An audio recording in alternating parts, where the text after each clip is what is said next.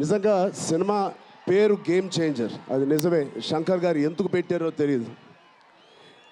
తెర మీద బహుశా మేము చేసే పాత్ర ఒక గేమ్ చేంజింగ్ పాత్ర, కానీ నిజ జీవితంలో మీ అందరికీ తెలుసు, కేవలం ఏపీలోనే కాదు ఇండియన్ పాలిటిక్స్కి ఉన్న ఏకైక నంబర్ 1 గేమ్ చేంజర్ ఇవాళ పవన్ కళ్యాణ్ గారే.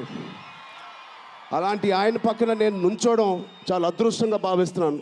జనాల కోసం ఇంత తపన పడి ఇంత ఆలోచించే ఒక వ్యక్తి పక్కన ఆయన జీవించేటప్పుడు మేము కూడా ఆయన పక్కనే ఉంటూ ఇలా ఉన్నామని, అదే కుటుంబంలో పుట్టామని మీతో ఇలా పంచుకున్నందుకు చాలా అదృష్టంగా భావిస్తున్నాను. శంకర్ గారు ఎవరిని చూసి ఇలాంటి క్యారెక్టర్స్ రాశారో మీ అందరికీ తెలుసు. నిజ జీవితంలో శ్రీ పవన్ కళ్యాణ్ గారిని లాంటి వ్యక్తులు చూసి రాసిన క్యారెక్టర్ అది. సో చాలా థ్యాంక్ యూ.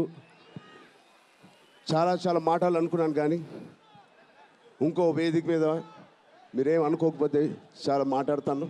బట్ ఈ ఒక్కసారికి నాకు కూడా వినాలని ఉంది మా డిప్యూటీ సీఎం గారిని, మా ఓజీని. ఓకేనా?